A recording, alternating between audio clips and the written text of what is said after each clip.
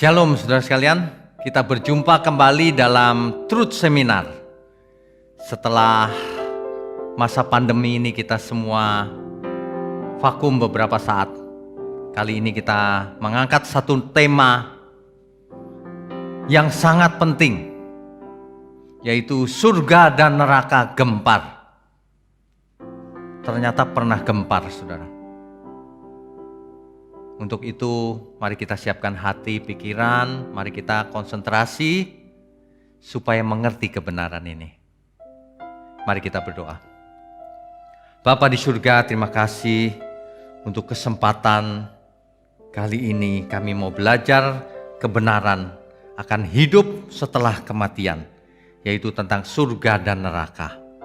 Dan ternyata surga dan neraka pernah gempar. Pakai mulut hamba-Mu untuk menyampaikan kebenaran ini. Hanya di dalam nama Tuhan Yesus kami berdoa dan mengucap syukur. Amin.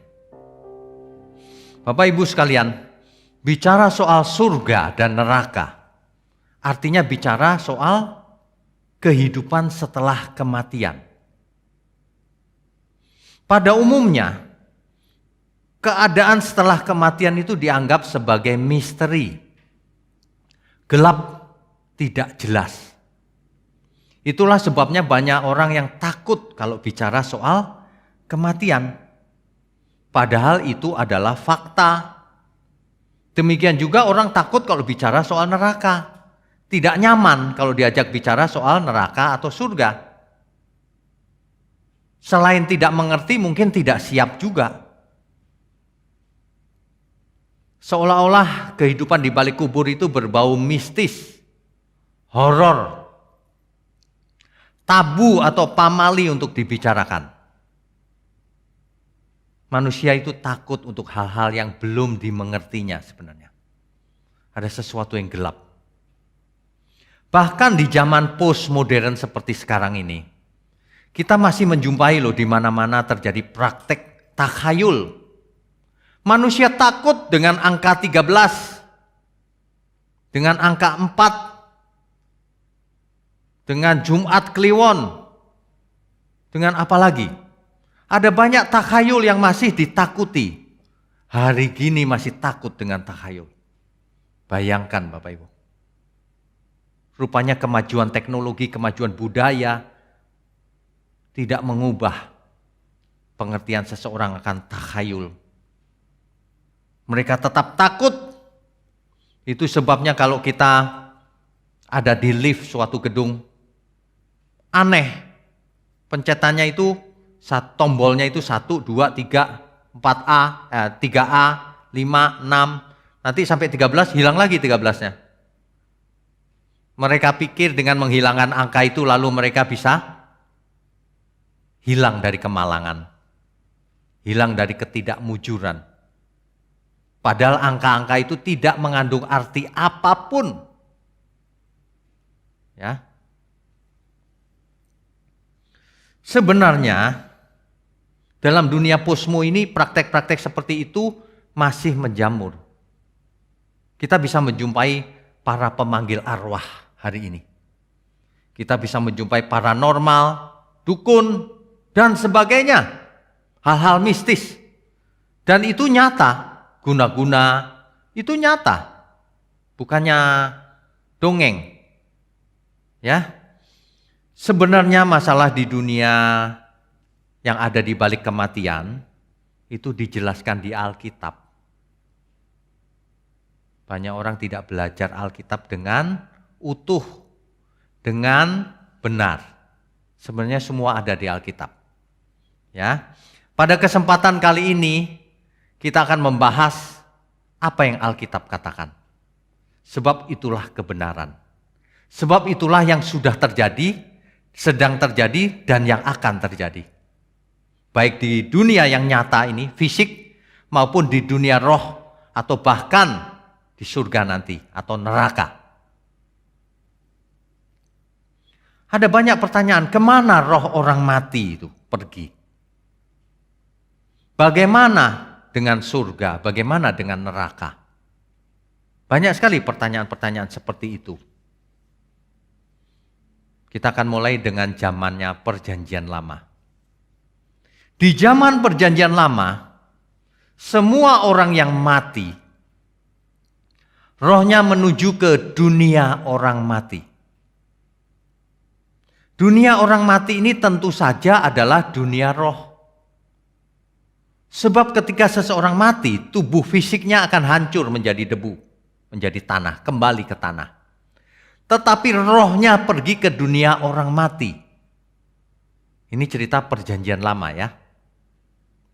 Jadi dunia roh, dunia orang mati itu bukan dunia fisik. Perhatikan baik-baik. Dunia roh bukan dunia fisik. Di dalam teks asli Alkitab, Ibrani, itu dipakai kata Sheol.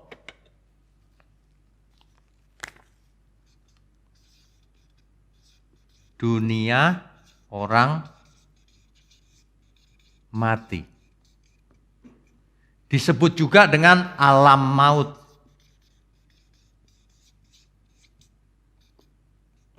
Disebut juga dengan Sheol.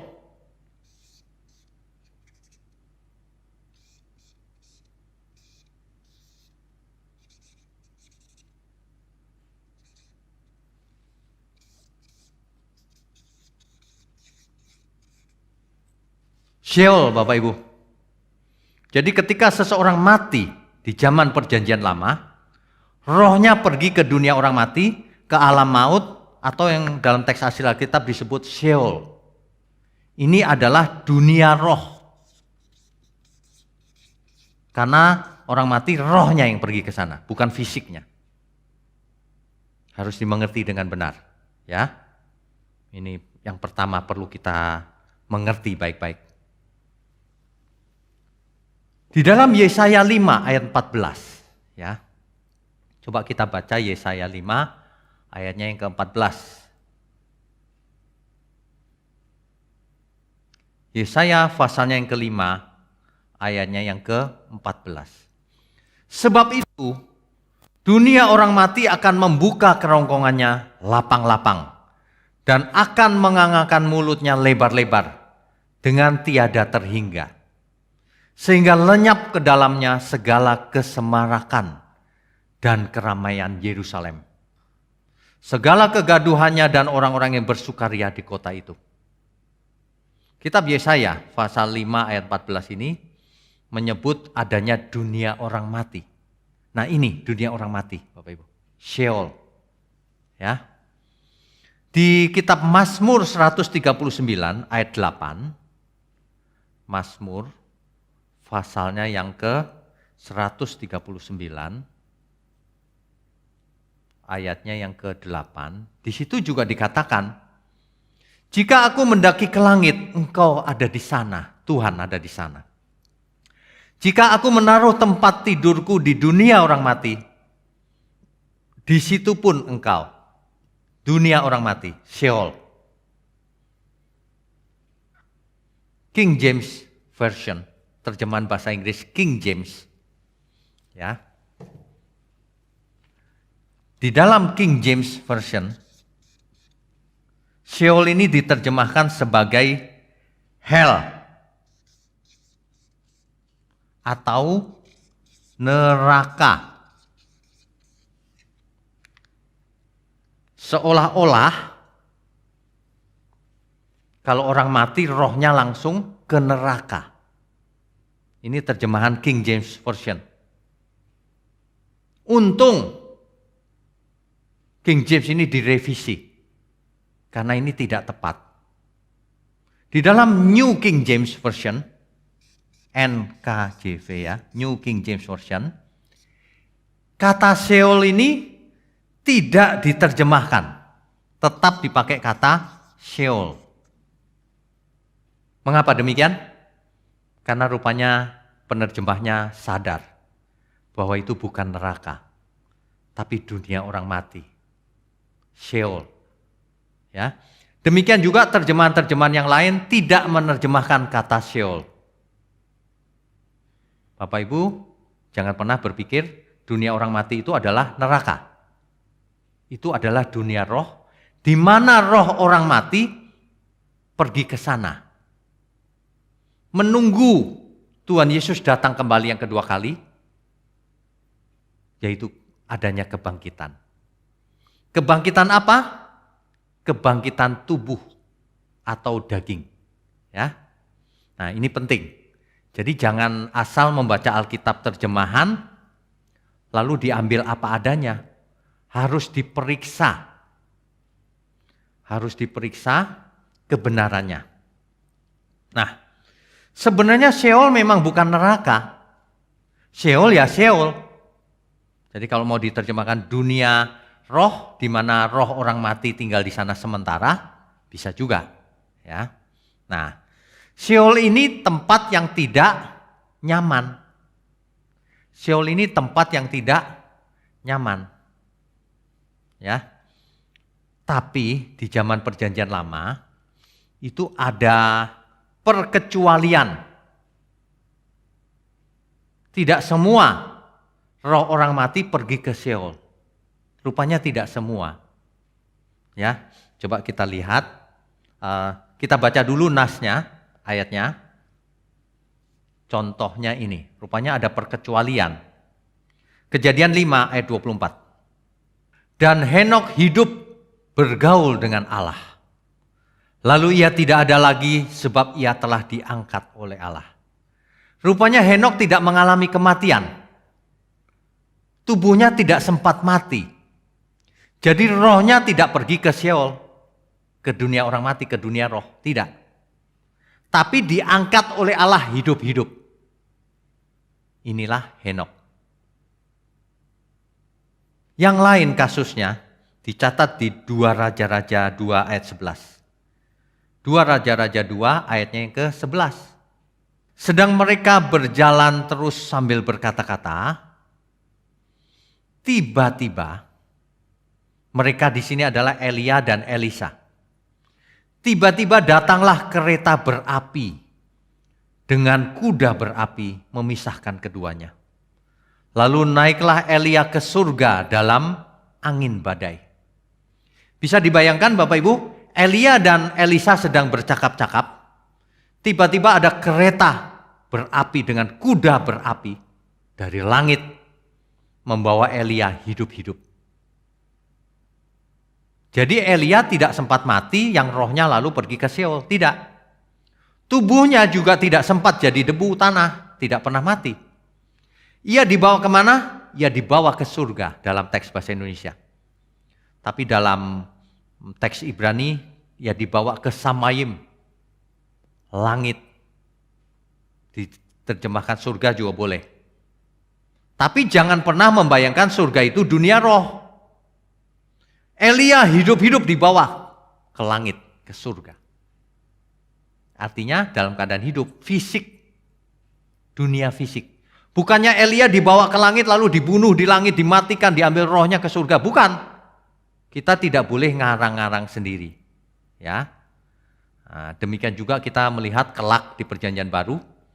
Tuhan Yesus mati, bangkit, baru berangkat ke surga. Bukan rohnya yang ke surga, tapi tubuh dan rohnya dan seluruhnya kembali ke surga. Jadi surga itu bukan dunia roh. Nah, nanti dulu kita lanjutkan dulu ya Bapak Ibu ya. Nah, ada satu kasus khusus di Alkitab. Ulangan. Pasalnya yang ke-34 ayat 5. Lalu matilah Musa, hamba Tuhan itu. Di sana di tanah Moab sesuai dengan firman Tuhan. Musa ditulis di dalam kitab Kejadian ini mati, saudara. Artinya apa? Tubuhnya mati. Tetapi, ada tetapinya. Tetapi di dalam Lukas 9 ayat 30. Coba kita baca, Lukas 9 ayat 30. Mana Lukas? Lukas pasalnya yang ke-9, ayatnya yang ke-30. Dan tampaklah 2 orang berbicara dengan dia, berbicara dengan Yesus. Yaitu Musa dan Elia di gunung. Nah, menjadi pertanyaan, kalau Musa tampil bersama Elia, padahal Elia tidak mati. Berarti Musa juga tidak mati harusnya. Nah, satu-satunya kemungkinan, kita bisa baca dulu Yudas pasal 9, ayat 9. Kalau kitab Yudas kan hanya terdiri dari satu pasal itu Bapak Ibu. Makanya tidak disebut Yudas 1 ayat 9, langsung saja Yudas 9. Itu artinya Yudas 1 ayat 9 karena hanya terdiri dari satu pasal, ya. Oke, saya bacakan. Tetapi penghulu malaikat Mikael ketika dalam suatu perselisihan bertengkar dengan iblis mengenai mayat Musa, mengenai tubuh Musa. Tidak berani menghakimi iblis itu dengan kata-kata hujatan. Tetapi berkata, kiranya Tuhan menghardik engkau.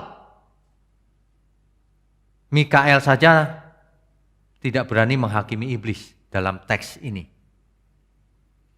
Kiranya Tuhan yang menghardik engkau. Artinya iblis ini tidak main-main. Ia berkas makhluk surgawi yang memberontak. Nah, kenapa tubuh Musa diperebutkan? Iblis menginginkan Musa mati terus. Sehingga rohnya harus pergi ke Sheol, dunia orang mati. Tetapi rupanya keputusan Tuhan lain. Bahwa Musa, meskipun ia sempat mati, ia dibangkitkan lebih dahulu, meskipun tidak tertulis dalam teks Alkitab. Tapi kita bisa mengerti bahwa Musa tampil bersama Elia tidak pernah mati. Tentu itu fisik, karena tubuh Yesus pun fisik. Ya, jadi Musa juga fisik. Elia juga fisik. Jadi Musa dibangkitkan, mengalami perkecualian juga, tidak masuk ke dalam Sheol. Kesimpulan ini boleh diambil demikian karena memang Alkitab menyatakan demikian. Apa yang tersirat di Alkitab kita harus mengerti. Jangan cuman berdasarkan apa yang tersurat, kita harus mengerti apa yang tersirat dengan benar. Sebab seluruh teks Alkitab itu ada yang harafiah atau literal, ada yang figuratif, kiasan, perumpamaan, dan seterusnya. Kita harus bisa membedakannya. Jadi Musa rohnya tidak ada di Sheol juga. Oke. Kemungkinan besar kalau Bapak Ibu ragu-ragu, ini kemungkinan besar memang Musa itu dibangkitkan lebih dulu. Sehingga sama dengan Henok dan Elia, yaitu hidup. Buktinya tampil bersama Tuhan Yesus di gunung bersama dengan Elia, Musa dan Elia. Ya, baik. Karena Henok dan Elia tidak mati, maka timbul pertanyaan. Jadi kemana sebenarnya Henok diangkat Tuhan? Kemana Elia bersama kereta berapi dan kuda berapi itu menuju ke langit? Kemana itu? Pertanyaan bukan? Alkitab tidak menulis dalam hal ini, tapi tentu saja mereka tidak dimatikan. Mereka hidup. Hidup itu artinya ada fisiknya, ada rohnya. Ya. Nah, kemungkinan besar lagi tubuh Elia dan tubuh Henok digantikan dengan tubuh kemuliaan. Karena dibawa ke langit tidak mati. Karena kalau tubuh biasa begini dibawa ke langit, begitu sampai ke ruang angkasa yang hampa udara pasti mati. Selain dingin tidak ada oksigen. Ya, begitu Bapak Ibu. Jadi mereka pasti dibawa ke suatu tempat yang fisik. Di mana kita tidak tahu. Itu jawabannya. Tapi mereka tidak dimatikan lagi. Nah, jadi kalau kita mau buat ringkasannya ya Bapak Ibu, begini gambarnya.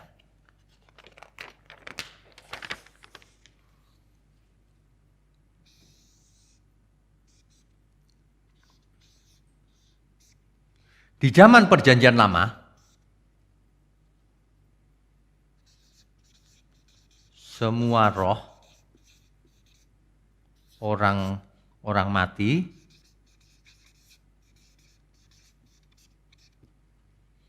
semua orang yang mati, rohnya menuju ke Sheol. Apa itu? Dunia orang mati. Yang menuju ke sini apa? Rohnya, bukan tubuhnya. Artinya apa? Artinya ini adalah dunia roh. Yang disebut alam maut atau dunia orang mati. Jelas ya Bapak Ibu? Oke. Lalu ada perkecualian. Henok, Elia, dan Musa. Dibawa langsung kemana? Kita tidak tahu. Tapi pastinya ini adalah fisik karena tidak dimatikan lebih dulu. Kalau kita belajar Alkitab harus jujur. Ya. Oke, jadi begitu Bapak Ibu sekalian. Nah, jadi ini adalah tempat fisik. Semua roh orang mati itu adalah termasuk orang-orang saleh perjanjian lama. Adam, Hawa, Abraham, dan lain-lain. Semuanya masuk ke Sheol atau dunia orang mati. Termasuk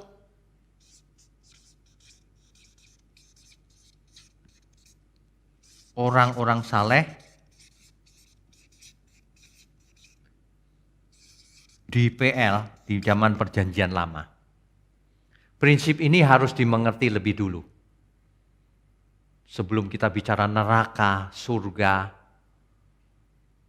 ada kegemparan di sana, ada apa gerangan? Ya, ini harus mengerti lebih dulu. Oke, kita lanjutkan ya Bapak Ibu.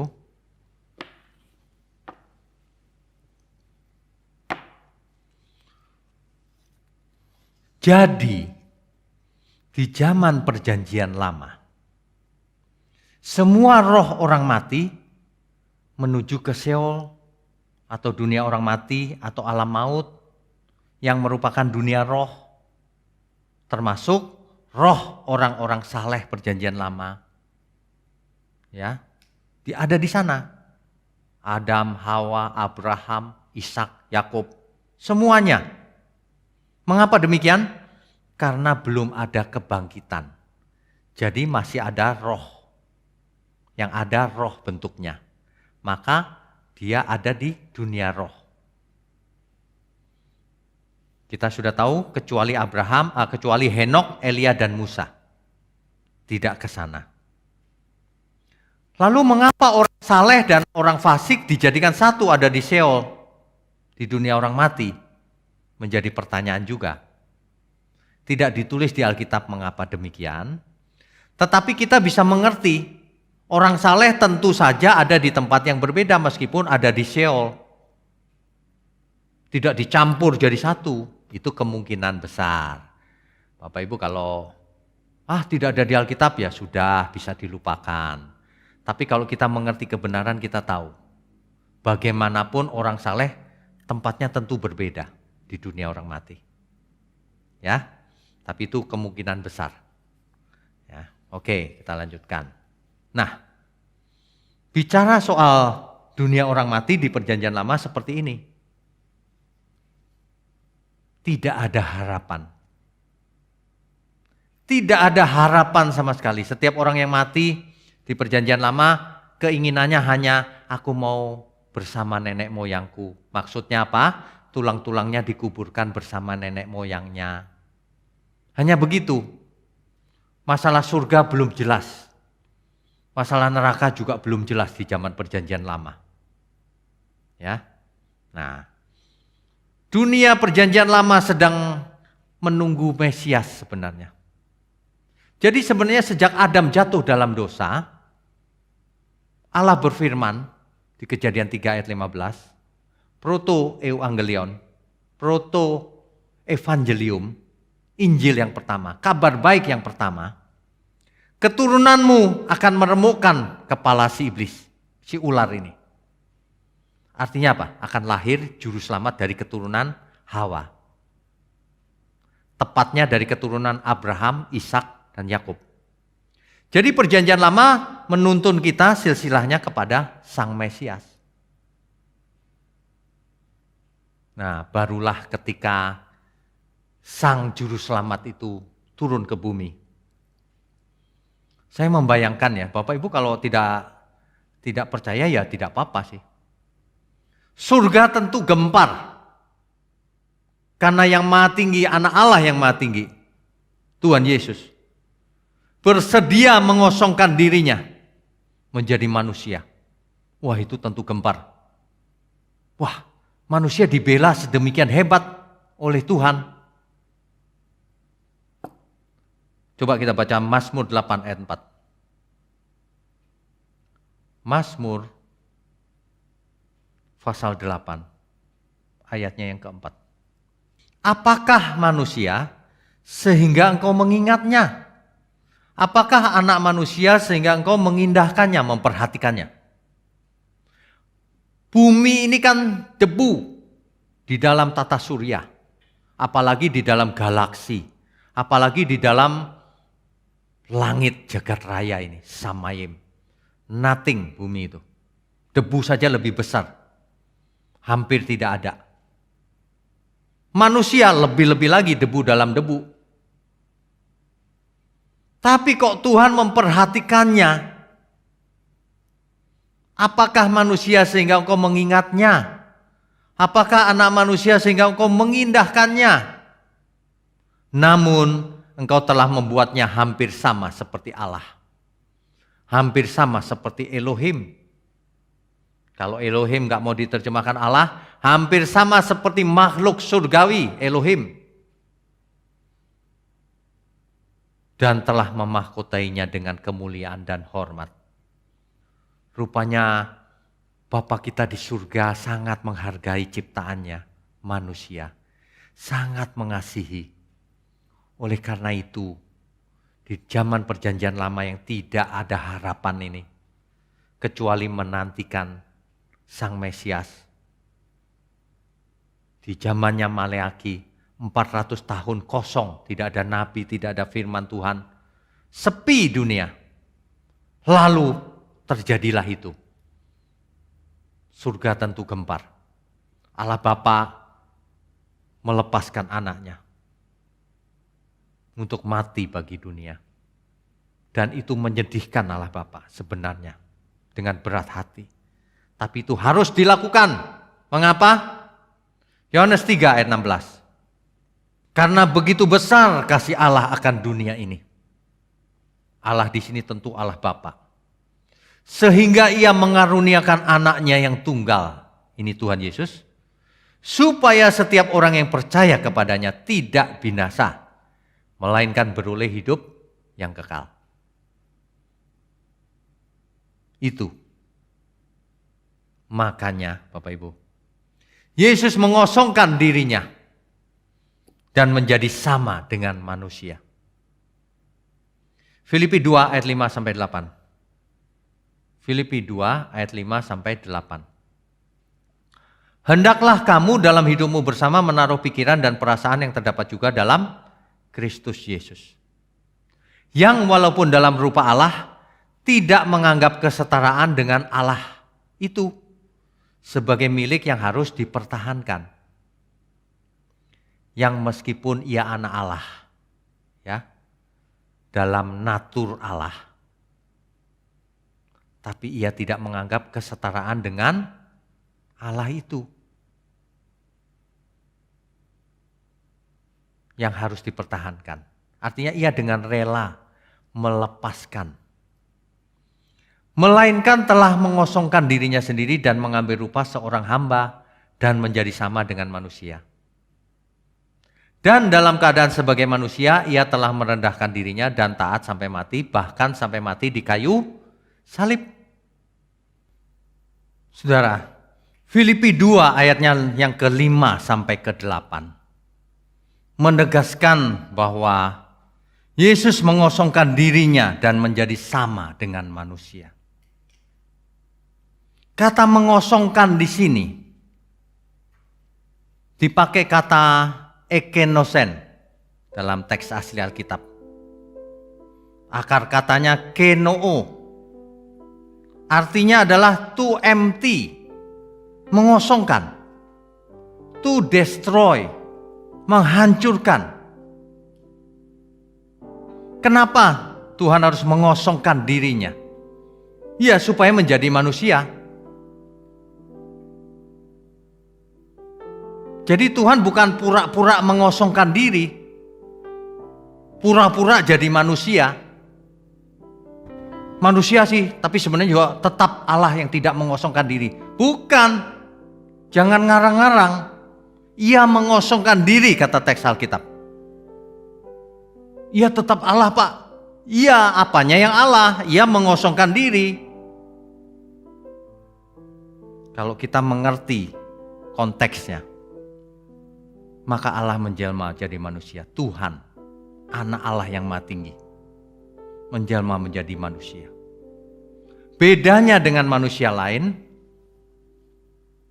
kalau ini rohnya, roh anak Allah yang Maha Tinggi, roh Yesus, yang masuk ke rahim Maria, dan oleh Roh Kudus memiliki tubuh, menjadi janin, menjadi manusia biasa. Tetapi tentu rohnya bukan roh manusia, tapi roh anak Allah yang Maha Tinggi, roh Kristus. Ya. Di dalam Ibrani 2 ayat 17. Ibrani 2 ayat 17. Kalau baca Alkitab tidak boleh pilih-pilih ayat. Bapak Ibu baca ayat ini, Ibrani 2 ayat 17. Itulah sebabnya maka dalam segala hal ia harus disamakan dengan saudara-saudaranya, supaya ia menjadi imam besar yang menaruh belas kasihan dan yang setia kepada Allah untuk mendamaikan dosa seluruh bangsa. Jadi ia memang harus disamakan dengan semua manusia agar bisa menggantikan tempat manusia, agar bisa menjadi juru selamat, menggantikan tempat manusia. Kalau manusia yang berdosa harus digantikan dengan manusia. Itulah sebabnya Tuhan Yesus harus mengosongkan diri menjadi manusia. Buktinya apa kosong? Ketika bayi Yesus lahir, bayi ini benar-benar tidak tahu apa-apa. Ia harus belajar dari nol. Belajar Taurat sebagaimana anak Yahudi belajar menjadi anak Taurat. Sehingga di umur ke-12 ia tahu bahwa ia harus ada di rumah bapaknya. Itu bukan otomatis. Itu hasil belajar dan kisah yang disampaikan oleh mamanya tentu saja. Tentu Maria cerita kepada Yesus. Dulu malaikat datang, Roh Kudus yang menaungi rahim Maria. Ya. Dalam segala hal disamakan dengan manusia. Hal ini mutlak. Di dalam Ibrani 2 ayatnya yang ke-7 dan ke-9, coba kita baca. Ibrani pasal 2 ayat 7 dan 9. Namun engkau telah membuatnya untuk waktu yang singkat, sedikit lebih rendah daripada malaikat-malaikat, dan telah memahkotainya dengan kemuliaan dan hormat. Ayat ke-9. Tetapi dia yang untuk waktu yang singkat dibuat sedikit lebih rendah daripada malaikat-malaikat, yaitu siapa? Yesus. Kita lihat yang oleh karena penderitaan maut dimahkotai dengan kemuliaan dan hormat, supaya oleh kasih karunia Allah ia mengalami maut bagi semua manusia. Jadi siapa yang lebih rendah, sedikit lebih rendah dari malaikat dalam waktu yang singkat? Yesus. Ibrani 2 ayat 9. Ini bukan berarti kita sedang merendahkan Tuhan Yesus loh, bukan. Ini kata Alkitab. Justru inilah yang kita kagum, kita sungguh bersyukur. Tuhan begitu mengasihi kita, mengosongkan diri menjadi sama dengan manusia untuk waktu yang singkat lebih rendah dari malaikat, sedikit lebih rendah. Ya, banyak orang tidak takut firman Tuhan. Ayat-ayat begini dihindari. Roma 5 ayat 18. Sebab itu, sama seperti oleh satu pelanggaran, semua orang beroleh penghukuman. Karena Adam satu orang, manusia satu orang, semua manusia jatuh dalam dosa. Demikian pula oleh satu perbuatan kebenaran, semua orang beroleh pembenaran untuk hidup. Demikian juga oleh satu orang manusia, Kristus. Semua manusia mendapat kesempatan untuk selamat, dibenarkan. Ya, jadi jangan dirubah-rubah. Kalau yang berdosa Adam, manusia pertama, maka yang menebus adalah Adam terakhir. Anak Allah yang menjadi manusia. Itu sebabnya Yesus menjadi pokok keselamatan, menjadi teladan. Kalau Yesus tidak jadi manusia, kita tidak bisa meneladani Tuhan. Nanti alasannya, kita kan manusia Pak, mana bisa jadi seperti Tuhan, begitu.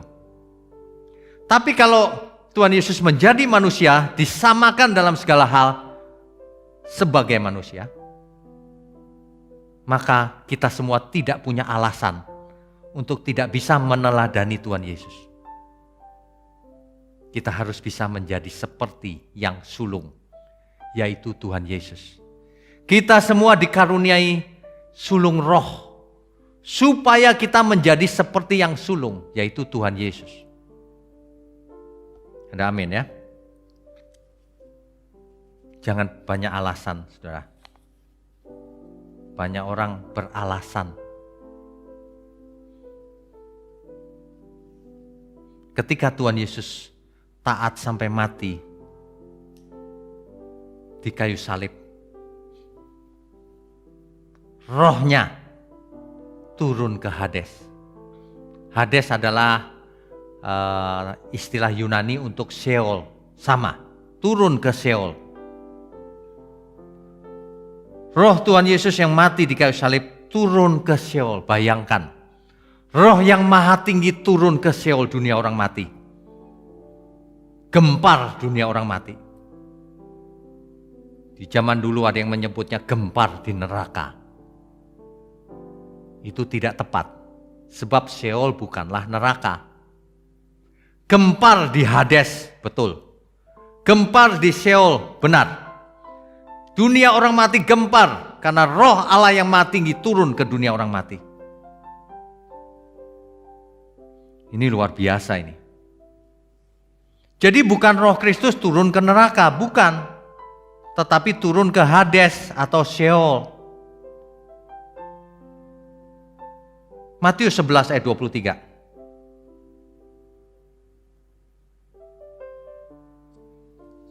Dan engkau Kapernaum, apakah engkau akan dinaikkan sampai ke langit?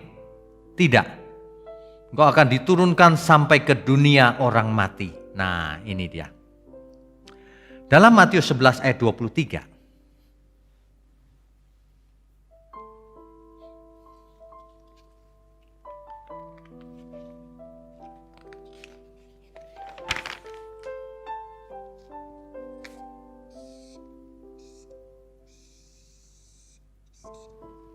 Jadi ketika Tuhan Yesus mati di kayu salib, roh turun ke Hades, rohnya. Atau Sheol. Atau dunia orang mati. Apapun alasannya. Ingat, yang turun adalah roh Yesus. Jadi Hades dunia atau Sheol ini adalah dunia roh. Ingat baik-baik. Ya. Ini yang disebut banyak orang sebagai geger neraka. Istilah itu tidak tepat. Geger Hades atau Sheol boleh. Geger dunia roh juga boleh. Karena kedatangan Sang Mesias. Lagi-lagi King James Version menerjemahkan Hades menjadi hell atau neraka. Ini tidak tepat. Makanya di New King James Version tidak diterjemahkan lagi menjadi hell, tetapi tetap dipakai istilahnya sebagai Hades. Demikian juga terjemahan-terjemahan yang lain pada umumnya tidak menerjemahkan, tetap memakai Hades. Sebagaimana di Perjanjian Lama tetap dipakai kata Sheol. Sebab itu bukanlah neraka. Sebab ini Hades atau Sheol ini dunia roh. Roh-roh orang mati ada di sana sementara menunggu peristiwa kebangkitan oleh Kristus. Jelas ya? Kalau itu neraka, lalu kebangkitan bagaimana ceritanya? Salah itu. Ya. Jadi setiap orang yang mati, rohnya bukan langsung ke neraka atau ke surga. Karena semua orang yang mati akan mengalami peristiwa kebangkitan nanti ketika Kristus datang kedua kali. Jadi Hades atau Sheol ini adalah tempat penantian sementara, tempat transisi. Ada yang menyebutnya dengan intermediate state. Ya. Bagi roh-roh orang mati di zaman Perjanjian Lama, sebelum peristiwa kebangkitan daging nanti, kebangkitan tubuh. Nah, yang dimaksud dengan kebangkitan, ada saja orang yang berpikir bahwa kebangkitan itu roh, Pak.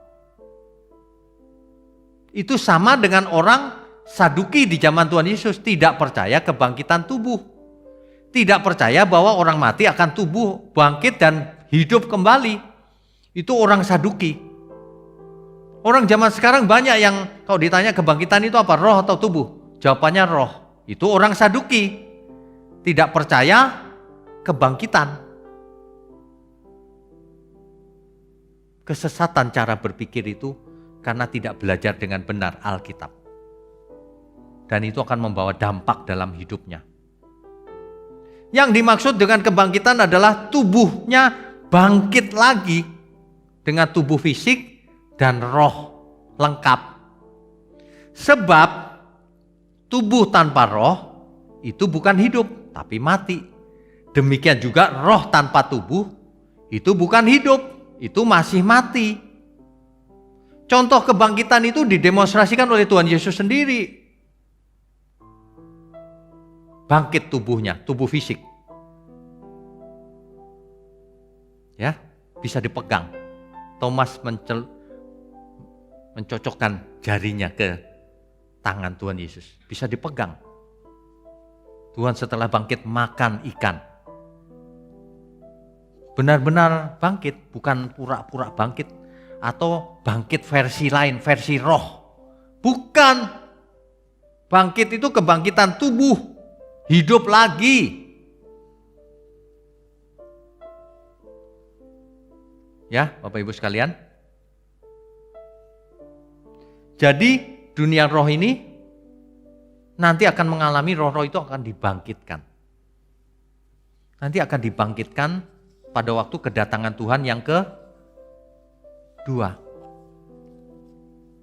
Nah, inilah yang kalau orang tidak mengerti nanti akan menjadi masalah. Bapak Ibu pastikan mengikuti sesi ini dan lanjutannya, ya. Ini seluruhnya ada 2 sesi. Nanti kita akan lanjutkan pada sesi 2. Pastikan Bapak Ibu mengikuti supaya lengkap, ya. Mestinya kita semua itu belajar loh sampai di waktu kita hidup, mati, setelah mati bagaimana rohnya, setelah itu rohnya bangkit atau tidak, setelah itu siapa saja yang bangkit, lalu bagaimana ketika Tuhan Yesus datang kembali. Mestinya begitu.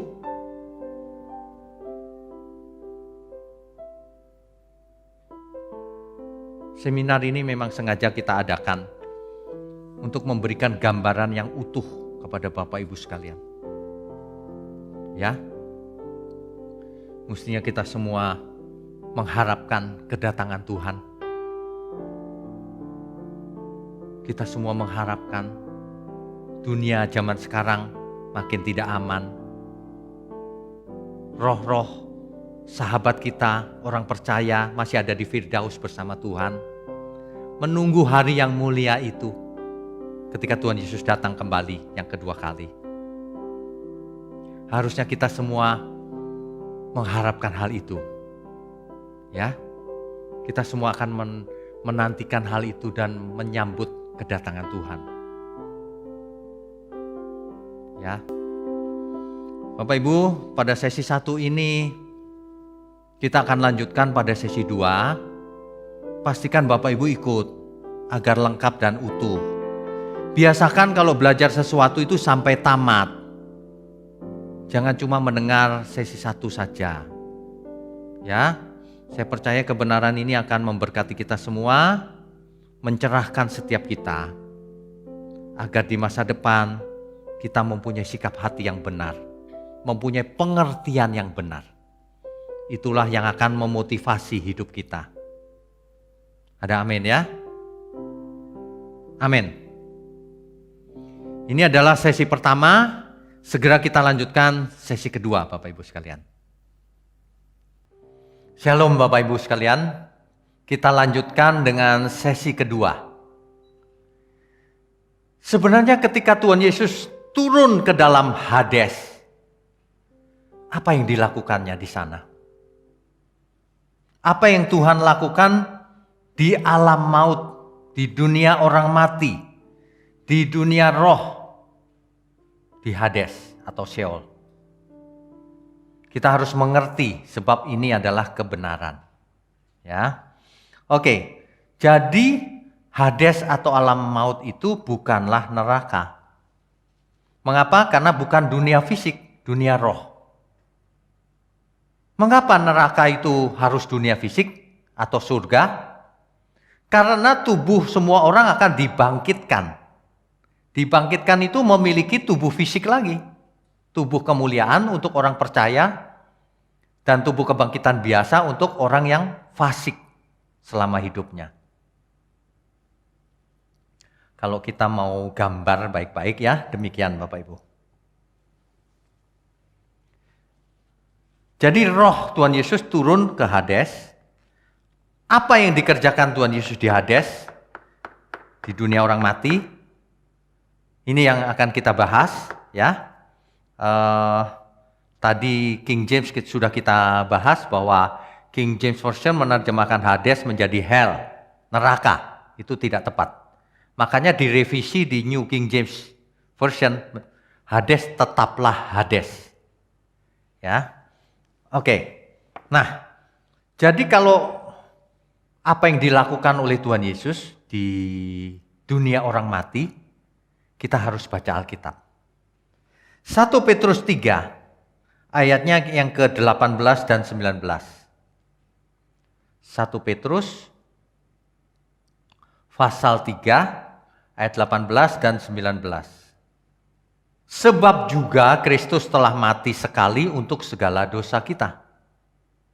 Ia yang benar untuk orang-orang yang tidak benar. Supaya ia membawa kita kepada Allah. Allah di sini tentu Allah Bapa maksudnya. Ia yang telah dibunuh dalam keadaannya sebagai manusia. Tetapi yang telah dibangkitkan menurut roh. Dan di dalam roh itu juga ia pergi memberitakan Injil kepada roh-roh yang di dalam penjara. Nah, ini ada masalah nih.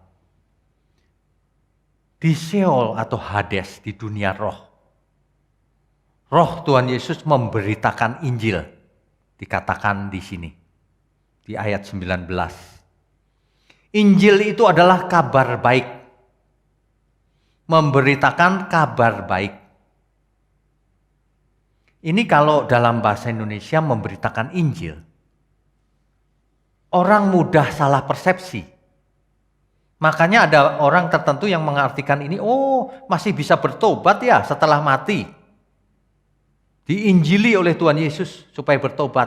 Bukan itu maksudnya. Makanya dulu ada pernah beredar teologi penginjilan dunia orang mati. Itu tidak tepat. Salah total. Sebab Tuhan ada di dunia orang mati bukan menginjili maksudnya supaya bertobat, bukan. Memberitakan di sini dalam teks asli Alkitab dipakai kata ekeruxen. Dari akar kata kerusu, artinya to proclaim, to preach, memproklamirkan diri, memberitakan kabar baik di dunia orang mati, yaitu memproklamirkan kemenangannya di kayu salib. Sudah selesai. Tugas yang diberikan Bapaknya sudah selesai. Berhasil, sempurna. Ya. Jadi diberitakan di dunia orang mati. Mengapa? Karena itu merupakan kabar baik. Bagi siapa? Bagi orang-orang saleh yang ada di perjanjian lama, yang rohnya ada di dunia orang mati. Itu kabar baik. Yesus menang. Akan ada pembebasan. Itulah sebabnya dalam Yohanes 8 ayat 56, ya. Kita baca Yohanes pasalnya yang ke-8 ayat 56.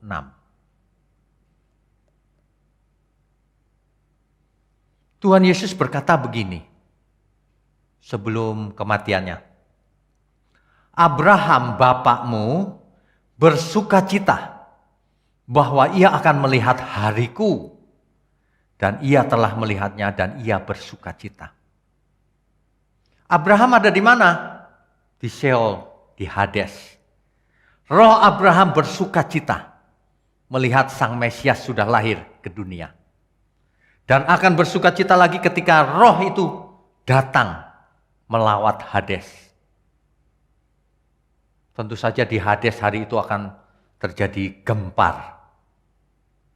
Sang Mesias hadir, gempar, memproklamirkan kemenangannya. Dan itu merupakan kabar baik. Injil kabar baik bagi orang-orang saleh perjanjian lama. Karena itu adalah hari pembebasan. Pembebasan roh-roh orang saleh perjanjian lama untuk dibawa ke atas. Kemana itu? Ke Firdaus. Tapi hari itu orang-orang fasik akan menyesal karena tidak dibawa oleh Tuhan. Tetap tertinggal di dunia orang mati, sengsara. Bahkan nanti ada yang lebih sengsara lagi. Ketika Tuhan Yesus datang yang kedua kali, mereka dibangkitkan untuk dibakar di lautan api. Itulah yang disebut kematian kedua. Kita baca lagi Efesus pasal 4. Ayat 8 sampai 10. Itulah sebabnya, kata Nas, tatkala ia naik ke tempat tinggi, ia di situ Tuhan Yesus.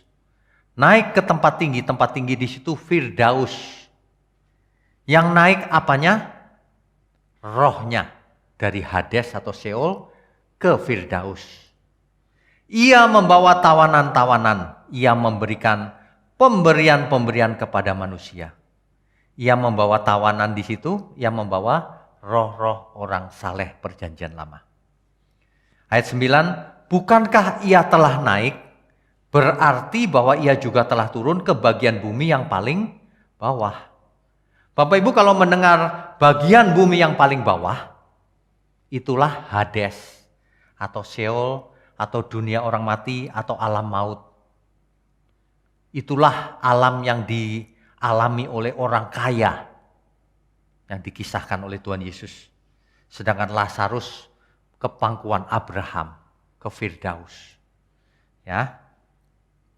Sejak peristiwa itu, maka setiap orang yang mati, misalnya kita nanti mati, orang-orang zaman perjanjian baru setelah salib, kalau mati rohnya tidak ke Sheol lagi atau ke Hades, tapi langsung menuju Firdaus atau pangkuan Abraham. Roh, ingat ya, rohnya, tubuhnya dikubur, kembali menjadi debu, mati. Tapi rohnya menuju Firdaus, itulah dunia roh yang nyaman bersama Tuhan. Masih berbentuk roh, belum berbentuk tubuh fisik. Karena belum dibangkitkan. Ya. Jadi zaman sekarang kalau ada orang mati dibagi dua. Orang percaya menuju ke Firdaus, orang fasik menuju ke Hades atau Sheol. Dunia orang mati yang sangat menyengsarakan. Di sana menjadi tawanan. Menjadi tawanan yang dipenjara. Makanya Sheol, dunia orang mati atau alam maut itu kesannya seram dan sengsara di sana. 1 Petrus 4 ayat 6. 1 Petrus 4 ayatnya yang ke-6. Itulah sebabnya maka Injil telah diberitakan juga kepada orang-orang mati, supaya mereka sama seperti semua manusia dihakimi secara badani, tetapi oleh Roh dapat hidup menurut kehendak Allah. Sama nih, di sini dikatakan Injil diberitakan. Dalam teks asli dipakai kata euangeliste, dari akar kata euangeliso. To proclaim good news, memberitakan, memproklamirkan kabar baik kepada orang mati. Maksudnya roh orang mati. Mengapa dikabarkan? Setelah dikabarkan dihakimi. Untuk dihakimi secara badani. Secara fisik dihakiminya. Padahal kita tahu itu dunia roh. Artinya nanti akan dibangkitkan dengan tubuh fisik untuk menerima hukuman bagi orang fasik, untuk menerima surga bagi orang benar. Itu artinya secara fisik. Ya. Jadi bukan penginjilan terhadap orang mati supaya bertobat, tetapi untuk dihakimi. Diproklamasikan bahwa aku telah mati, aku telah menang terhadap maut. Sekarang kamu semua akan dihakimi. Begitu ceritanya ya. Nah, kisah berikutnya yang belum terjadi sampai hari ini. Parousia. Parousia ini adalah hari Tuhan. The second coming. Kedatangan Tuhan Yesus yang kedua kalinya. Bapak Ibu sekalian, mengenai tanda-tanda kedatangan Tuhan dan mengenai waktunya sudah saya bahas di truth.id di seminar yang lalu dengan judul End of the World, akhir zaman. End of the World. Sesi 1 dan sesi 2. Bapak Ibu kalau mendengar harus lengkap sesi 1 dan sesi 2. Supaya pengertiannya juga lengkap. Ya. Di samping itu ada satu topik lagi, saya beri judul Left Behind. Itu juga 2 sesi Left Behind. Silahkan dilihat. Silahkan didengar. Untuk dipelajari supaya pengertian Bapak Ibu menjadi lengkap mengenai tanda-tanda kedatangan Tuhan Yesus yang kedua, mengenai waktunya kapan. Ya. Ketika Tuhan Yesus datang kembali yang kedua kali nanti, apa yang terjadi? Yang pasti akan terjadi kebangkitan yang pertama.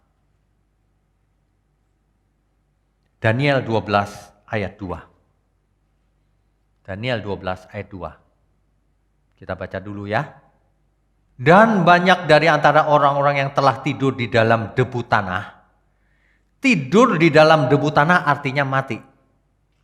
Akan bangun, maksudnya dibangkitkan. Sebagian untuk mendapat hidup yang kekal. Sebagian untuk mengalami kehinaan dan kengerian yang kekal. Jadi sejak zamannya Daniel sudah ditulis di kitab suci bahwa orang yang mati nanti akan mengalami kebangkitan. Ada 2 golongan. Yang pertama, orang benar akan mendapat hidup yang kekal, tapi orang fasik akan mengalami kehinaan atau kengerian yang kekal. Roma 8 ayat 11. Kita harus baca Alkitab banyak sekali Bapak Ibu. Agar apa yang kita bahas ini benar-benar menurut Alkitab. Jangan menurut pikiran sendiri, ya. Dan jika roh Dia yang telah membangkitkan Yesus, nah roh Dia ini roh siapa? Roh Bapa di surga. Apa itu? Yaitu Roh Kudus. Yang telah membangkitkan Yesus dari antara orang mati, diam di dalam kamu. Jadi jika Roh Kudus diam di dalam kita, maka Ia yang telah membangkitkan Kristus Yesus dari antara orang mati akan menghidupkan juga tubuhmu yang fana itu oleh Roh-Nya yang diam di dalam kamu. Betapa luar biasanya kebenaran ini. Coba Bapak Ibu bayangkan, Roh Kudus yang dulu membangkitkan Tuhan Yesus sekarang tinggal dalam diri kita. Dan nantinya akan membangkitkan kita dari kematian ketika kedatangan Tuhan Yesus yang kedua kali. Baik, jadi kita harus mengerti. Yohanes 5 ayat 29. Yohanes 5 ayat 29. Dan mereka yang telah berbuat baik akan keluar dan bangkit untuk hidup yang kekal. Tetapi mereka yang telah berbuat jahat akan bangkit untuk dihukum. Ya. Itu Yohanes 5 ayat 29. Senada dengan kebenaran yang tadi. Kisah Rasul 24 ayat 15. Kisah Rasul pasal 24 ayat 15. Aku menaruh pengharapan kepada Allah sama seperti mereka juga, bahwa akan ada kebangkitan semua orang mati. Baik orang-orang yang benar maupun orang-orang yang tidak benar. Jadi nanti ketika Tuhan Yesus datang lagi kedua kali, yang dibangkitkan itu semua orang. Baik orang baik maupun orang jahat. Baik orang percaya maupun tidak percaya. Semua mengalami kebangkitan. Cuma bedanya kalau orang benar dibawa Tuhan ke langit baru, bumi baru, surga, tapi orang fasik ditinggal di bumi yang menjadi lautan api, mengalami kengerian kekal. Ya, nah, jadi kita sudah mengerti sekarang bahwa kebangkitan dialami oleh semua orang, dan kebangkitan itu kebangkitan tubuh fisik, ya, bukan kebangkitan maya atau roh, bukan, ya. Urut-urutannya adalah sebagai berikut. Nanti kalau Tuhan Yesus datang kembali, 1 Tesalonika 4 ayat 16. Sebab pada waktu tanda diberi, yaitu pada waktu penghulu malaikat berseru dan sangkakala Allah berbunyi, maka Tuhan sendiri akan turun dari surga. Dan mereka yang mati dalam Kristus akan lebih dahulu bangkit. Jadi nanti urut-urutannya ketika Tuhan Yesus datang, yang mati di dalam Tuhan akan bangkit lebih dahulu. Kemudian yang terjadi. 1 Korintus 15 ayat 51 sampai 52. 1 Korintus 15 ayat 51 sampai 52. Sesungguhnya aku menyatakan kepadamu suatu rahasia. Kita tidak akan mati semuanya, tetapi kita semuanya akan diubah. Dalam sekejap mata, pada waktu bunyi nafiri yang terakhir, sebab nafiri akan berbunyi dan orang-orang mati akan dibangkitkan dalam keadaan yang tidak dapat binasa, dan kita semua akan diubah. Jadi ketika orang mati dibangkitkan semuanya, lalu yang masih hidup diubah seketika, enggak dimatikan dulu lalu dibangkitkan, enggak. Diubah seketika tubuhnya menjadi tubuh kebangkitan. Itu maksudnya. Ya. Ayat 53-nya, karena yang dapat binasa ini, tubuh yang sekarang ini, harus mengenakan yang tidak dapat binasa. harus mengenakan tubuh yang baru yang tidak bisa binasa, bukan mengenakan roh. Kalau roh sudah dari dulu roh ketika mati, ya. Itulah sebabnya tidak bisa mati lagi nanti. Nah, kemudian yang mati dibangkitkan tadi dan yang masih hidup diubahkan tadi, bersama-sama menyongsong Tuhan di awan-awan dan selamanya bersama Tuhan. 1 Tesalonika 4 ayat 17. Sesudah itu kita yang hidup, yang masih tinggal, akan diangkat bersama-sama dengan mereka dalam awan menyongsong Tuhan di angkasa. Jadi ketika Tuhan Yesus datang, ya tetap di angkasa, nggak menjejakkan bumi kakinya di bumi. Tetap di angkasa. Manusialah yang menyongsong Tuhan di angkasa. Demikianlah kita akan selama-lamanya bersama-sama dengan Tuhan. 1 Tesalonika 4 ayat 17 itu. Lalu secara fisik dibawa Tuhan ke langit baru, bumi baru. Kerajaan surga. Ya, itu maksudnya. Jadi orang-orang itu akan bangkit dengan tubuh fisik. Yang disebut tubuh kemuliaan. Kalau orang fasik, tubuh fisik biasa saja, bukan tubuh kemuliaan. Disebut juga tubuh ini tidak bisa mati. Disebut juga tubuh surgawi. 1 Korintus 15 ayat 40. 1 Korintus 15 ayatnya yang ke-40. Ada tubuh surgawi dan ada tubuh duniawi. Yang kita kenakan hari ini tubuh duniawi. Tubuh surgawi nanti yang diberikan Tuhan pada waktu kebangkitannya. Kebangkitan kita semua. Ketika Tuhan Yesus datang kembali. Tetapi kemuliaan tubuh surgawi lain daripada kemuliaan tubuh duniawi. Tentu saja. Tubuh kemuliaan nanti tidak bisa mati. Ya. Kemudian disebut juga tubuh rohaniah. 1 Korintus 15 ayatnya yang ke-44. Ini sama.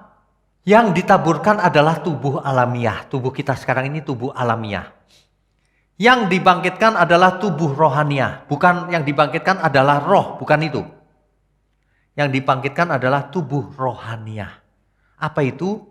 Tubuh fisik, tubuh kebangkitan yang tidak bisa mati lagi. Yang rohaniah. Sifatnya rohani. Jika ada tubuh alamiah, maka ada pula tubuh rohaniah. Ingat, itu bukan roh loh, tubuh. Sebab kalau roh nggak pakai kata tubuh, ya roh saja.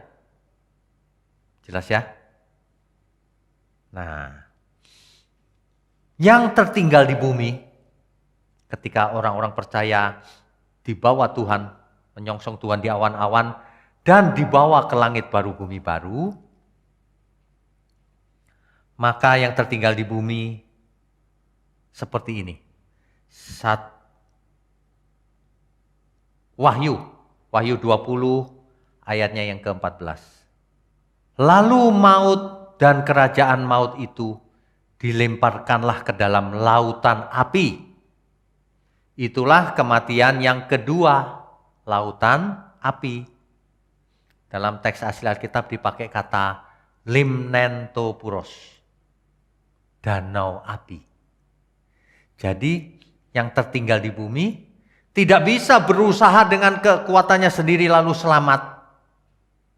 Ada banyak ajaran yang salah itu. Yang ketinggalan berusaha dengan darahnya sendiri supaya selamat. Gak bisa. Mengapa? Karena setelah orang-orang kudus dibawa Tuhan ke langit baru, bumi baru, yang tertinggal di bumi mengalami kematian yang kedua. Yaitu lautan api. Limnentopuros. Limnentopuros sebenarnya terjemahannya danau api. Mengapa disebut danau bukan lautan? Sebab langit dan bumi yang akan lenyap ini hanya sebagian kecil dibandingkan jagat raya. Amin ya. Nah, ada film yang judulnya Left Behind. Di dalam film itu yang tertinggal tidak terangkat. Masih bisa berusaha supaya selamat. Nah ini salah. Ini tidak alkitabiah. Ya, Bapak Ibu jangan belajar dari film. Karena film belum tentu benar. Belajarlah dari Alkitab. Yang tertinggal di bumi tidak ada waktu lagi untuk bertobat. Karena hari itu, itulah Judgment Day. Hari penghakiman atau hari penghukuman. Sudah tidak ada waktu lagi untuk bertobat. Ya. Nah, semuanya akan musnah oleh api. Coba kita baca ya, 2 Petrus 3 ayat 6 sampai 7. 2 Petrus 3 ayat 6 sampai 7. Dan bahwa oleh air itu, bumi yang dahulu telah binasa, dimusnahkan oleh air bah. Dulu dimusnahkan oleh air bah di zamannya Nuh. Tetapi oleh firman itu juga, langit dan bumi yang sekarang ini dipelihara dari api. Masih dipelihara dari api. Belum kena api. Dan disimpan untuk hari penghakiman dan kebinasaan orang-orang fasik. Nanti kena api. Coba kita baca ayat 10 dan 12-nya ya. Tetapi hari Tuhan akan tiba seperti pencuri. Pada hari itu langit akan lenyap dengan gemuruh yang dahsyat dan unsur-unsur dunia akan hangus dalam nyala api. Dan bumi dan segala yang ada di atasnya akan hilang lenyap.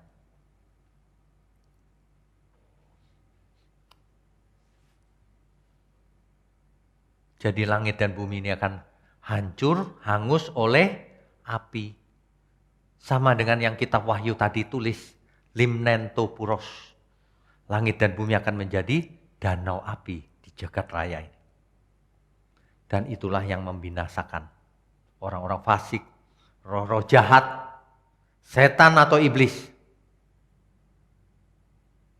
Ini mengerikan. Ayat 11-nya. Jadi jika segala sesuatu ini akan hancur secara demikian, betapa suci dan salehnya kamu harus hidup.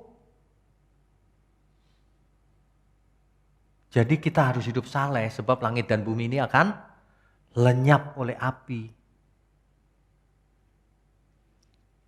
Kalau orang tidak takut kebenaran ini ya, dia akan menyesal di dalam kekekalan dan tidak ada waktu lagi untuk bertobat. Lautan api inilah yang disebut di dalam teks asli Alkitab dengan istilah Gehenna. Gehenna ini adalah langit dan bumi yang menjadi lautan api. Diterjemahkan dalam bahasa Indonesia neraka. Dalam bahasa Inggris hell. Inilah neraka atau hell itu. Jadi kalau ada orang bersaksi aku sudah ke neraka Pak, itu tidak tepat atau bohong. Yang benar adalah ia diberi penglihatan tentang neraka, itu benar, bisa. Tapi kalau aku sudah ke neraka Pak, itu bohong. Sebab neraka itu belum ada. Neraka itu adalah langit dan bumi yang akan jadi lautan api ketika Tuhan Yesus datang yang kedua kali. Amin. Kita harus taat pada firman Tuhan, jangan ngarang-ngarang sendiri. Dan peristiwa ini, kedatangan Tuhan, langit dan bumi akan lenyap ini, terjadinya sangat cepat dan global. Coba kita baca Matius 24 ayat 27. Matius pasal 24, ayatnya yang ke-27. Sebab sama seperti kilat memancar dari sebelah timur dan melontarkan cahayanya sampai ke barat, demikian pula lah kelak kedatangan Anak Manusia. Ini yang berkata Tuhan Yesus loh.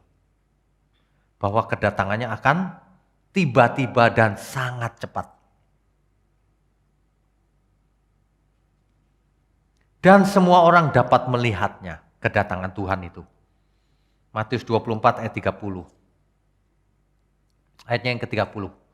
Pada waktu itu akan tampak tanda Anak Manusia di langit.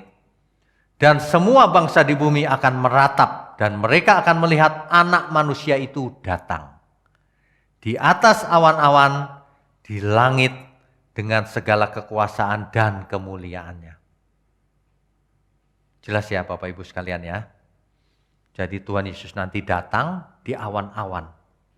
Dan semua orang bisa melihat tanda Anak Manusia itu. Jadi bukan datang diam-diam seperti di film. Datang diam-diam lalu manusia diangkat menjadi sinar, bajunya jatuh. Bukan. Kedatangan Tuhan yang benar itu bisa dilihat dengan mata. Menurut Alkitab. Sehingga orang benar nanti juga naik dengan tubuh kemuliaan bisa dilihat. Secara fisik. Ketemu Tuhan secara fisik, tubuh kemuliaan. Bersama-sama dengan Tuhan menuju langit baru, bumi baru. Selama-lamanya di kerajaan surga. Makanya ya, kalau kita mengerti ini kita tentu menantikan hari itu tiba. Di mana tidak ada penyakit. Di mana setan, roh jahat dan orang-orang fasik sudah tidak ada lagi. Di langit baru, bumi baru. Hanya ada kebenaran. Hanya ada Tuhan yang memimpin kita. Dan kita semua akan berkumpul orang-orang percaya di sana. Dan di sana tidak ada air mata lagi. Ya, kita bisa gambar ringkasannya sejak kita belajar dari sesi pertama.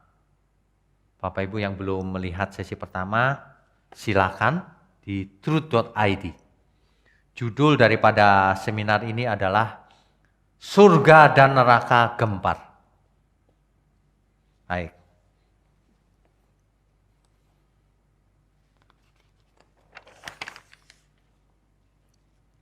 Bapak Ibu sekalian, ini adalah garis waktu.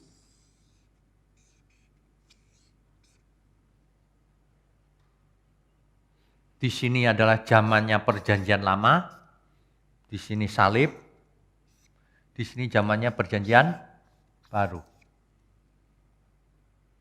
Di zaman Perjanjian Lama ini, kalau orang mati,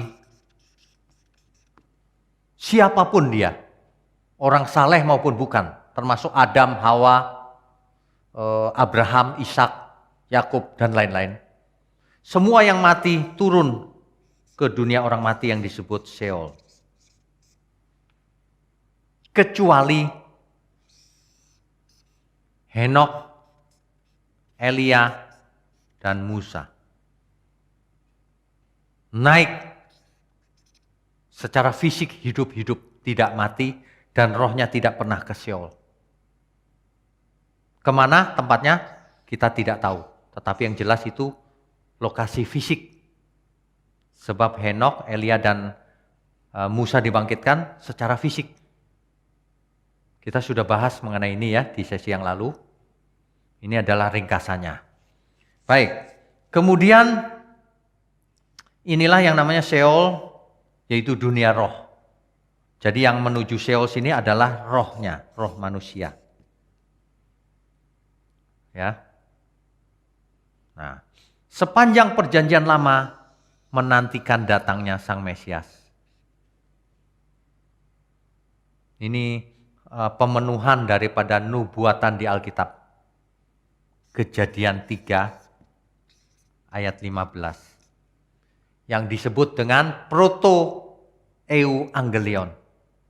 Proto-evangelium. Injil yang pertama. Kabar baik yang pertama itu Kejadian 3 ayat 15. Akan ada yang meremukkan kepala si ular. Artinya manusia ada harapan untuk selamat. Ya. Lalu terjadi salib ketika anak Allah yang tunggal turun inkarnasi ke bumi. Menjadi bayi Yesus. Menjadi manusia. Menjadi benar-benar manusia. Bukan pura-pura jadi manusia. Itulah sebabnya kita lihat Yesus dicobai oleh iblis. Bukan pura-pura dicobai. Yesus bisa jatuh? Kemungkinan bisa, tapi Yesus tidak mau jatuh. Sebagai manusia bisa dicobai, tapi Yesus memilih menang, taat sampai mati. Sebab ia melakukan kehendak Bapanya di surga. Demikian juga kita harus menang seperti dia menang. Taat sampai mati. Jadi Tuhan benar-benar menjadi manusia. Mengosongkan diri. Kenoo. Meninggalkan kemuliaannya. Mengambil rupa seorang hamba. Yaitu manusia. Sebagai manusia. Dalam segala hal disamakan dengan manusia. Dan sebagai manusia juga ia mati. Bedanya dengan manusia lain, ia lahir melalui rahim Maria bukan hasil hubungan suami dan istri. Dan sehingga rohnya bukan berasal dari replikasi Hawa atau Yusuf, bukan. Tapi rohnya datang dari surga. Roh anak tunggal Bapa, Tuhan Yesus Kristus. Itulah yang inkarnasi. Roh masuk ke dalam daging manusia.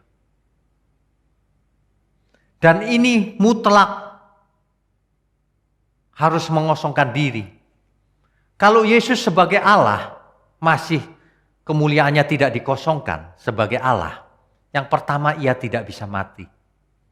Yang kedua, ia tidak bisa menggantikan tempat manusia. Sebab kalau yang berdosa manusia, harus digantikan oleh manusia juga. Yang tidak berdosa. Itulah sebabnya Yesus harus jadi manusia. Selain itu, Yesus harus jadi manusia supaya ia bisa merasakan juga apa yang kita alami. Supaya ia bisa menjadi imam besar bagi kita semua. Kitalah imamat-imamat yang rajani, imam besarnya Tuhan Yesus. Supaya ia menjadi yang sulung di antara banyak saudara. Supaya kita dikaruniai sulung roh.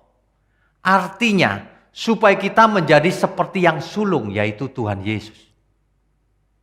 Ada amin ya? Semua ini jelas dijelaskan oleh Alkitab. Banyak orang tidak membacanya secara lengkap. Banyak orang sukanya pilih-pilih ayat. Terus memasukkan idenya sendiri. Sehingga tidak terjadi sistematika teologi yang benar. Sehingga doktrin yang dihasilkan tidak alkitabiah. Amin Bapak Ibu. Kita lanjutkan. Setelah Tuhan Yesus mati di kayu salib, rohnya turun ke Sheol. Sehingga gempar dunia orang mati. Pasti gempar. Sang Mesias turun ke dalam dunia orang mati. Apanya yang turun? Rohnya. Roh Yesus. Roh Kristus turun. Apa yang dikerjakan di dunia orang mati? Yang pertama, memproklamasikan kemenangannya. Dan itu adalah kabar baik bagi orang-orang perjanjian lama. Yesus sudah menang. Roh-roh yang ada di sana, khususnya roh-roh orang saleh, sangat bergembira. Sehingga Tuhan Yesus pernah berkata, Abraham bapakmu itu suka melihat hariku. Ia bersuka cita. Ia telah melihatnya. Abraham tahu Yesus sudah datang. Dan ketika Tuhan Yesus rohnya datang ke Sheol, Abraham lebih bersuka cita lagi. Semua orang saleh bersuka cita. Yang kedua yang dilakukan Tuhan Yesus di dunia orang mati, ia membebaskan orang tawanan di perjanjian lama di Sheol itu. Roh-roh orang mati dibawa ke atas. Kemana itu? Ke Firdaus. Dalam kisah Lazarus dan orang kaya itu dipakai istilah pangkuan Abraham.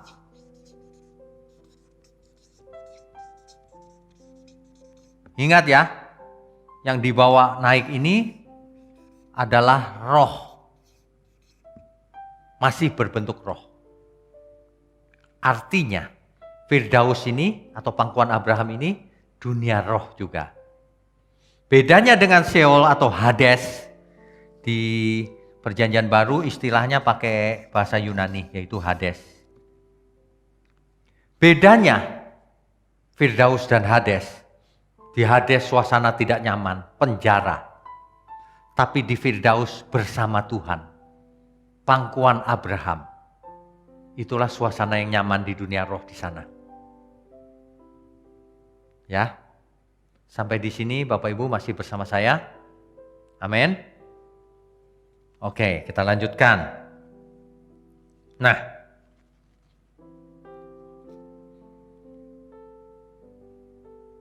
jadi Firdaus atau pangkuan Abraham ini dan Sheol atau Hades ini adalah tempat penempatan sementara, di mana roh orang mati sementara ada di sana, menunggu kebangkitan pada kedatangan Tuhan yang kedua kali. Jelas ya semuanya ya? Tempat sementara, masa transisi, atau yang disebut dengan intermediate state. Kalau orang tidak percaya akan intermediate state ini, saya mau tanya, ketika orang mati rohnya kemana? Langsung ke neraka atau surga? Kalau langsung nanti Tuhan Yesus datang yang kedua kali untuk apa? Kebangkitan maksudnya apa? Nanti yang di surga dipanggil lagi, dibangkitkan lagi atau bagaimana? Tidak cocok Bapak Ibu. Inilah kebenaran. Kebenaran itu satu dengan yang lain saling mendukung, saling menjelaskan, saling melengkapi, progresif. Itu ciri kebenaran, natur kebenaran. Amin ya. Baik, kita lanjutkan. Jadi saat ini kita posisinya ada di sini. Kalau kita semua yang percaya Tuhan, umat Tuhan, mati, kita akan langsung roh kita menuju Firdaus. Menunggu apa? Menunggu kedatangan Tuhan yang kedua kali. Disebut dengan parousia. The second coming disebut parousia. Ingat ya, Tuhan Yesus datang yang kedua kali secara fisik. Ingat pada waktu Tuhan naik secara perlahan, secara fisik, lalu ada malaikat berkata, nanti ia akan datang sama seperti waktu ia naik. Kepada orang-orang yang melihat ke angkasa hari itu. Ketika Tuhan Yesus datang kembali, dapat dilihat orang banyak di awan-awan. Maka roh yang ada di Firdaus ini akan dibangkitkan, diberi tubuh, lalu menyambut Tuhan di angkasa, di awan-awan. Diberi tubuh kemuliaan yang tidak bisa mati lagi. Sedangkan roh orang mati yang ada di Sheol atau Hades, dibangkitkan juga, diberi tubuh untuk ditinggal di bumi yang akan menjadi lautan api. Itulah Gehenna. Itulah hell. Itulah neraka. Dengan tubuh fisik, orang-orang fasik akan dibakar di neraka. Sedangkan orang benar yang menyambut Tuhan di angkasa akan dibawa ke langit baru dan bumi yang baru. LB3. Itulah yang disebut dengan surga. Jadi surga adalah dunia fisik, Bapak Ibu. Amin ya. Mungkin ini agak rumit ya karena detail. Tapi kalau kita mengerti hal ini, dampaknya akan luar biasa. Dampaknya akan sangat luar biasa.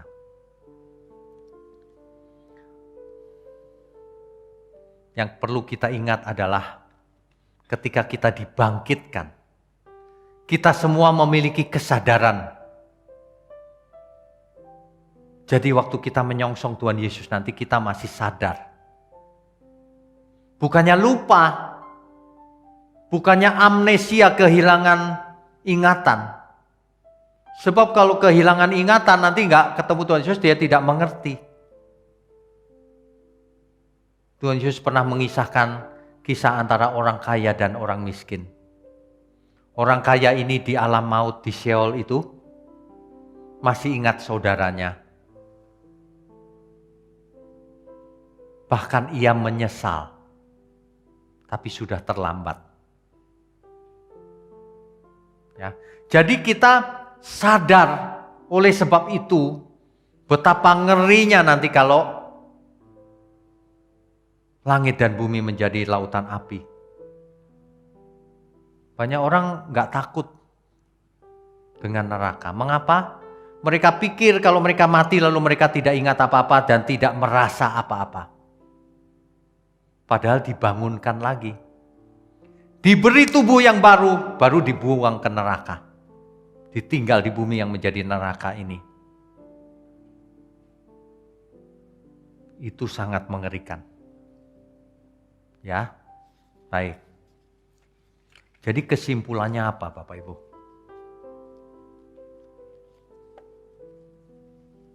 Kesimpulannya, coba diperhatikan baik-baik ya.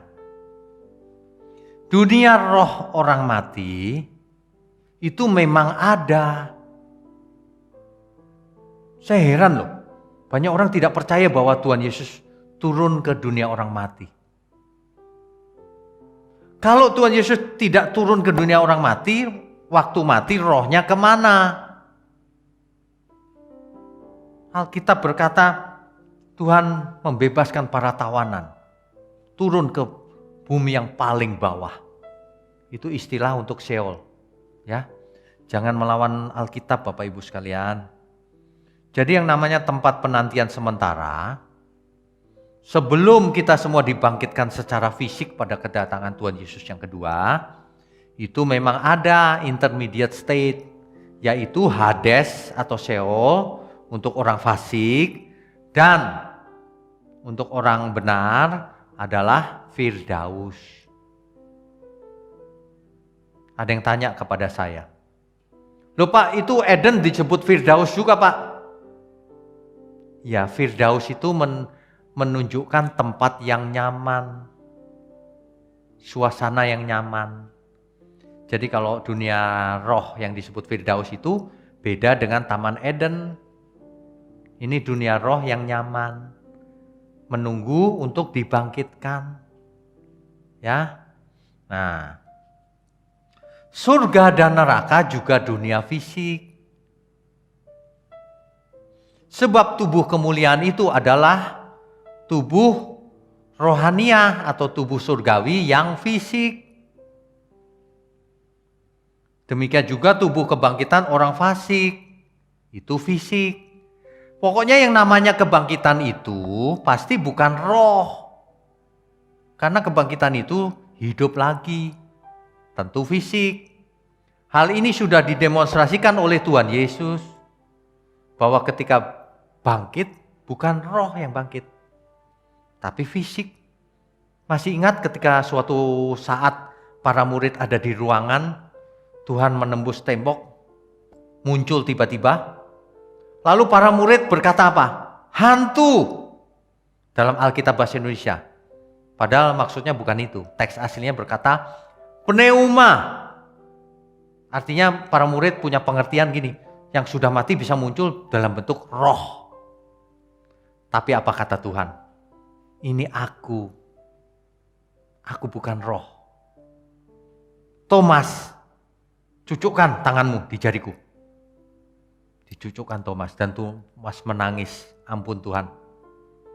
Aku sekarang melihat bahwa memang engkau ini bukan roh. Ingat ya, kebangkitan itu tubuh dan roh, dua-duanya harus ada. Tidak bisa hanya satu saja, satu tubuh tanpa roh atau roh tanpa tubuh, tidak bisa. Yang namanya hidup harus ada tubuh, harus ada roh. Ya. Dan Kristus ketika mati di kayu salib, rohnya bukan turun ke neraka. Gempar ini karena roh Allah, roh Tuhan Yesus turun ke dunia orang mati. Roh Tuhan Yesus turun ke Hades untuk memproklamirkan atau memberitakan kemenangannya. Dan itu adalah kabar baik. Lalu membebaskan orang-orang saleh perjanjian lama untuk dibawa ke Firdaus, yaitu ke atas. Hari ini kita sedang menunggu kedatangan Tuhan Yesus yang kedua kali. Begitu Bapak Ibu. Apa yang harus kita lakukan hari ini? Mari kita baca sekali lagi 2 Petrus 3 ayatnya yang ke-10 sampai ke-15. Apa yang harus kita lakukan hari ini Tuhan? Mari kita baca 2 Petrus 3 ayat 10 sampai 15. 2 Petrus pasal 3 ayat 10 sampai 15. Saya bacakan ya Bapak Ibu. Tetapi hari Tuhan akan tiba seperti pencuri. Pada hari itu langit akan lenyap dengan gemuruh yang dahsyat, dan unsur-unsur dunia akan hangus dalam nyala api. Dan bumi dan segala yang ada di atasnya akan hilang lenyap. Jadi, ini dia kesimpulannya. Jadi, jika segala sesuatu ini akan hancur secara demikian, betapa suci dan salehnya kamu harus hidup. Jadi Bapak Ibu sekalian, jika langit dan bumi ini akan hancur demikian, dan kita punya tubuh fisik kebangkitan, dan kita akan melihat semuanya ini, maka betapa suci dan salehnya kita harus hidup agar diperkenan Tuhan. Agar pada hari itu, kalau langit dan bumi terbakar oleh api, kita sudah diangkat Tuhan dan bersamanya sampai selama-lamanya. Dunia hari itu sangat mengerikan, kelam, jadi lautan api. Mengerikan, langit dan bumi akan jadi Gehenna atau neraka. Oleh sebab itu, betapa suci dan salehnya kita harus hidup. Kita lanjutkan ya, ayat 12. Yaitu kamu yang menantikan dan mempercepat kedatangan hari Allah.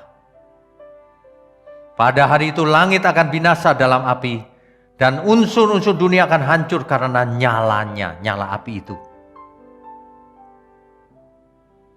Tetapi sesuai dengan janjinya, kita menantikan langit yang baru dan bumi yang baru, di mana terdapat kebenaran.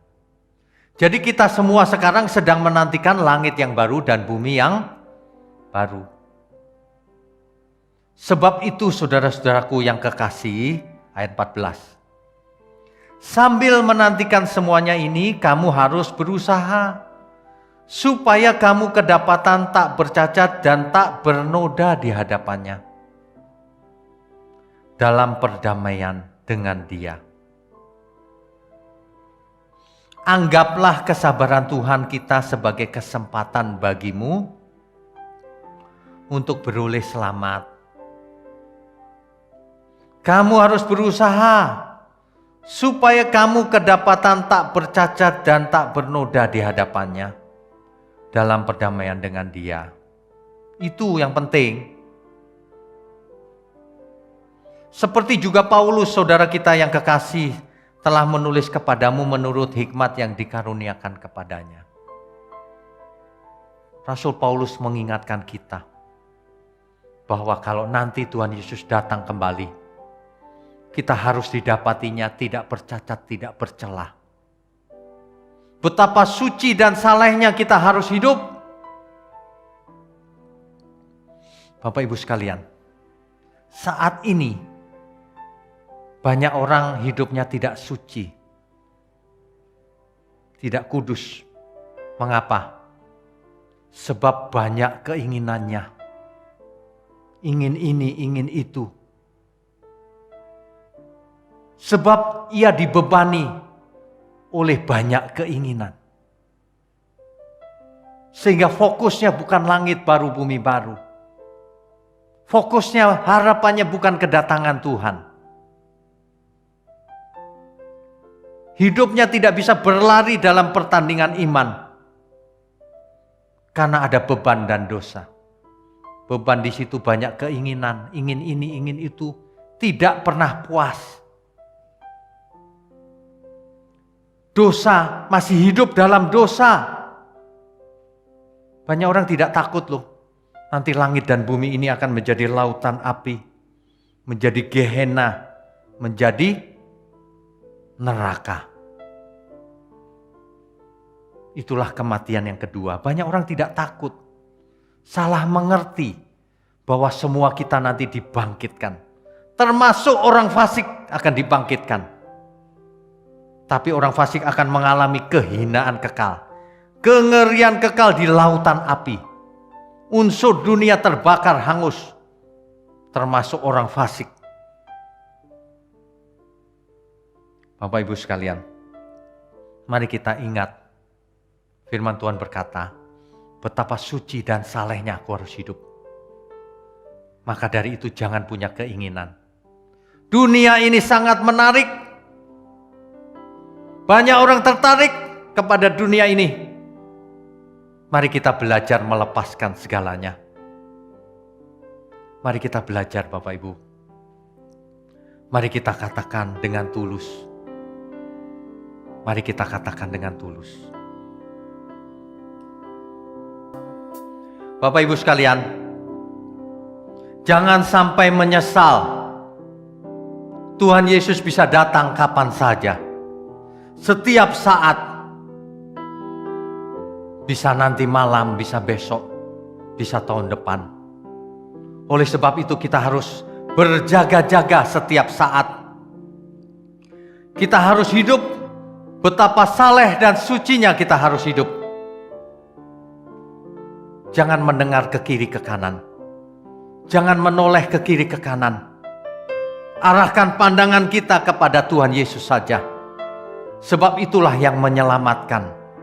Yang membawa iman kita kepada kesempurnaan. Di mana Tuhan berkenan atas seluruh hidup kita. Jangan agamawi. Persembahkan seluruh hidup kita untuk Tuhan. Jadilah berkat bagi sesama. Jadilah teladan bagi sesama. Agar banyak orang bisa merasakan ada roh Kristus di dalam diri kita. Sehingga semua orang boleh juga selamat. Mari kita arahkan harapan kita kepada kedatangan Tuhan. Amin, Bapak Ibu sekalian. Saya percaya kebenaran ini sangat memberkati kita semua. Bapak Ibu sekalian harus mengerti gambar besar dari semua ini. Sehingga kita boleh hidup takut akan Tuhan. Takut yang benar. Sehingga kita tahu bahwa kita harus hidup betapa suci dan salehnya. Aku harus hidup. Amin. Mari kita berdoa, Bapak Ibu. Bapa di surga, terima kasih Engkau berkati firman-Mu ini agar setiap orang yang mendengarnya dicerahkan dan mengerti dan hidupnya diubahkan.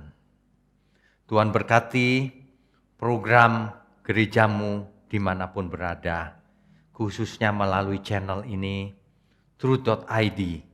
Tuhan berkati agar banyak orang mengenal kebenaran, mengenal kehendak Tuhan dengan benar. Sehingga ia pun menjadi berkat bagi sekelilingnya. Terima kasih Bapa, terima kasih untuk semua pihak yang mendukung program ini. Kau berkati berlimpah-limpah agar persembahan ini juga menjadi berkat bagi banyak orang. Terima kasih Bapa. Kami sambut segala berkat di dalam nama Bapa, Putra, dan Roh Kudus. Haleluya. Mari semua katakan amin. Amin.